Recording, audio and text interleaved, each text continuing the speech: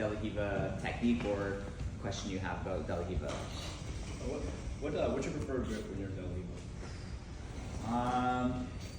I think usually I prefer to go pant and collar, just because I like to elevate personally. And okay, use you for this. So this is just, again, just solely preference, just for like my game. But I like to play like with this pant grip and then with this collar. I find just because as I'm facing bigger opponents, I'm usually most of the time smaller than most of my opponents. So when they stuff me to headquarters, which feels kind of inevitable, these are like really good grips to like elevate off balance and start like upgrading into X guard. So I prefer usually these grip sets, but a collar and sleeve is also really good too. So I can start to like isolate one arm and start to attack triangles and mopladas and De La Riva X. But it comes down to like preference. I think everybody needs to get comfortable in De La Riva though. Just why I want to leave a little bit more time for specific is it's a good intermediary guard to like get you to other places. You can transfer to almost any guard from De La Riva. So at least having some sort of control or preference there will help you upgrade to the guard that you want, even if it's not De La Riva. Okay. Any other questions? How do you go ahead? What's the risk of not grabbing the sleeve for the? You can grab any of the sleeves, like shooting the deep De La Riva, like that baby bolo. No, I was thinking for the tripod because I feel like I'm also someone who likes to play in the collar. And Yeah. I'm So with the tripod specifically, is you don't want him to post his hand to the floor.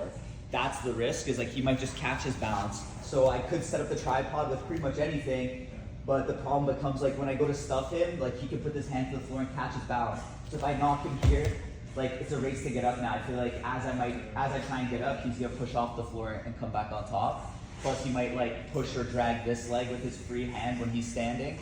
So I prefer this because like now it's much harder for him to just get on top here. Okay. And then Cream, you had a question? How do you ensure, number one, how do you ensure to keep a tight De La Riva? Number two, what is the biggest mistake you see when people are playing De La Riva?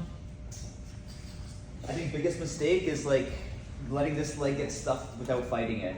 So whatever the grips, I see sometimes people are watching their foot get stuffed here. So angling here, like we talked about, on my left hip, kicking my leg past his hip will definitely help. And then if I feel like I'm starting to lose this fight as he goes to stuff me, I can also like time in and start bringing my leg inside for like spider or just to go back to the hip.